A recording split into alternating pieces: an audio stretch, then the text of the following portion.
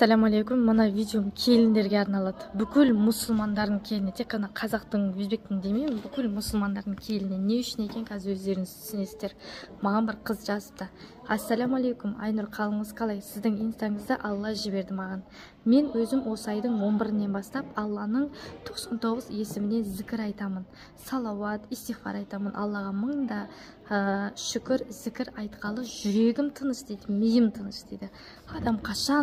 Адам қашан құлдың рөліне түседі дейді, Алланың құлының рөліне түседі, Алла сол кезде құлының қалауларын орындайды екен.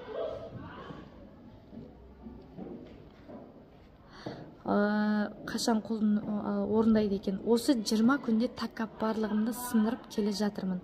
Бір байқағаным, өзімді өзгертуге Алланың мейірім махаббатына үміт етіп әрекет жасаған кезде шәкеңдер, шайтандар айтып жатыр. Кедергі жасау үшін түрлі әрекеттер жасайды екен. Ашуымды шығармай, ішімнен салауат, истихфар айтып өзімді басамын дейді. Осы 20 күнде үлкен 3 нағыз соғыс болатындай айқай шықты дейді. 3 рет соғыс болғанда үйінде. Біреуінде ғана жарылдым, қалған екеуінде аузымнан зікірімді тастамадым дейді. Түскен жолымнан тайдыру үшін түрлі әрекет жасайды екен, шайтандарды айтады. Главный жеңілмеу, нәпсіге беріліп қоймау, ашуға ерік бермей ұстап қалу ең қиынның қиыны екен дейді. Бұрын іштегі ашуды шығарған жақсы, оны сақтап жүрсем қиынның қиыны деп ойлаушы едім. Оказывается, сол ашуды ішінен шығармай, жеңіп жоқ қылып жіберу қиынның қиыны екен дейді. Осы ісімді жасаған ісімді оқырмандарыңызбен бөлісіңіз, нұр үстіне нұр болар еді. Алланың мейірім шапағатына бөленіп, әр жасаған амалдарыңызды Аллам сауаптан жазсын дейді. Бұны мен атын айтпай қойған, кім жазғанын. Жалпы бұл келіндер ғой. Енді келіндер болған кейін мен өзімді прекрасно түсінемін, өзімде келінмін. Бір кездер болады ғой, бір ашумен текстей жіберетін кезде де, ты имеешь право. Бірақ сол кезде Аллах Тағала айтады да, сол қатты ашуланып тұрған кезде ты имеешь право аның бәрін текстеп жоқ қылып жіберуге, өйткені дұрыс емес нәрселер келіп жатыр саған.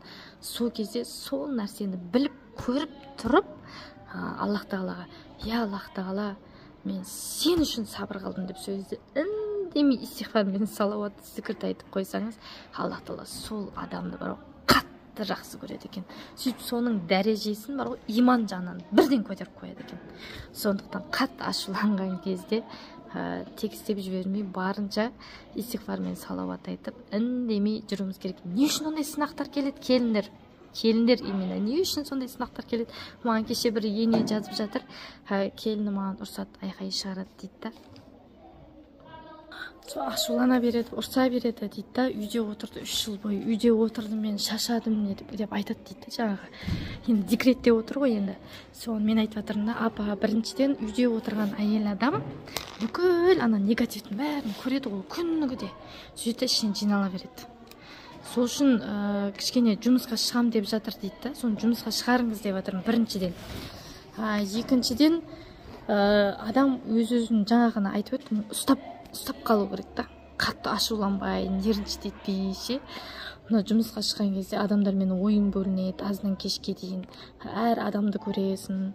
Содан кейін адам кішкене өз-өзіне кеп қалады да. Жұмыс деген негізі жақсы ғой, негізінде жұмыс деген. Содан кейін жаңа апаға айтып жатырмын, жұмысқа шығарыңыз оны, және де Аллахтан дұға қылып сұраңыз, қателеспейтін адам жоқ деп. Сондықтан истихфар, салауат зікірді де айтыңыз, дұға қылыңыз деп сөйтіп айтып жатырмын. Маған ондай келіндердің де тарапынан өте көп әңгімелер келеді маған. Жаңа қайын жұртым, анау-мынау деп ішіндегі сырларын маған айтады. Мен оларға айтып, бірақ олар маған өсек қып жаман деп айтпайды, дұрыс түсініңіздер. Мен атам бүйтті, мен енем жаман деп айтпайды маған. Мен айтам, үйтіп айтпаңдар, ол өсек болып кетеді. Өсек қылмай жеткізуге болады ғой, жамандамай жеткізуге болады. Мысалы, маған жазатын қыздар бүйтеді. Үйде жаңағы түрткілеу көп шашадым. Болды, бір ауыз сөз, не істеймін? Болды. Маған қыздар сөйтіп жазады, анау бүйтті де сөйтті, анау жаман, мынау анандай деп маған жазбайды өйтіп қыздар. Мен де сөйтіп айтам да. Өткенде бір апа жазыпты, келінін жамандап жатыр, сосын мен айттым, өйтіп айтпаңыз дедім. Біріншіден мен тыңдап жатырмын ол өсекті дедім. Сіз айтып жатсыз маған өсек қылып дедім. Соны өсек қылмай әдемілеп жеткізуге болады. Мен не істесем болады, келінім маған ұнамай жүр десеңіз, мінезі ұнамай жүр десеңіз, міне мен айтамын, дұға қылыңыз, истиғфар, салауат айтыңыз, Аллахтан дұға қылып сұраңыз. Мүмкін өзіңізде де таяқтың екі ұшы бар ғой, бір таяғы жоқ қой, бір шеті ғана емес, екі ұшы бар. Мүмкін сізден де кінә бар шығар деп айтты мен ол апаға. Одан да бар шығар. Сол үшін истиғфар мен салауатты айтыңыз, дұға қылыңыз, тоқтамай келіңіз ғой деп айтып жатырмын. Жалпы екі тарапқа да бір-бірін түсінуге шақырамын. Мен жаңа қыздар жаңағы ғана сіздерге оқып бердім. Барынша тырысып истиғфар мен салауат айтып, ашуымызды шығармайық. Дәл сол кезде Алланың разылығы үшін деп сабыр қылсаңыз, Аллах Тағала сізге дәл сол кезде иманыңызды енді көтерген кезде сіз даже білмейсіз, қайындай қылып көтеретін дәрежеңізді иман тұрғысынан көтеріп қояды. Түсінесіз ба? Содан кейін сол нәрсені істегеннен кейін болды, сол ұнайды сізге соны істеу. Ал ол не үшін ондай сынақтар келеді?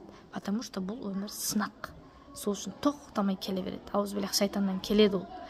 Әдейі сынайды, сізді құлап қалу керек сөзде боқтап, шыңғырып, ұрсуыңыз керек та. Ол болмайды да, ол сөйтіп істеген. Мұсылман адамның көркем мінез болу керек. Аузынан, істеген тірлігінен, барлық жасаған іс амалынан жаңағы басқа адам жапа шекпеу керек та. Сіздің сөйлеген сөзіңізден, әрекетіңізден, жүрген жүрісіңізден. Сол үшін барынша үндемей қоя салыңыздар. Мен лично өзім үндемей қоя салам, болды. Мұхаммед пайғамбарымыз саллаллаху алейхи айтқан, көп сөйлегеннен үндемей қоя салыңдар деген. Болды. Бір рет Мұхаммед пайғамбарымыз саллаллаху алейхи қасына Абу Бәкір ас-Сидиқ отырған кезде біреу келіп жала жапқан. Сол кезде Абу Бәкір ас-Сидиқ үндемей отырған ғой. Сол кезде пайғамбарымыз саллаллаху алейхи отырған, бір кезде орнынан тұрғанда кетіп қалған.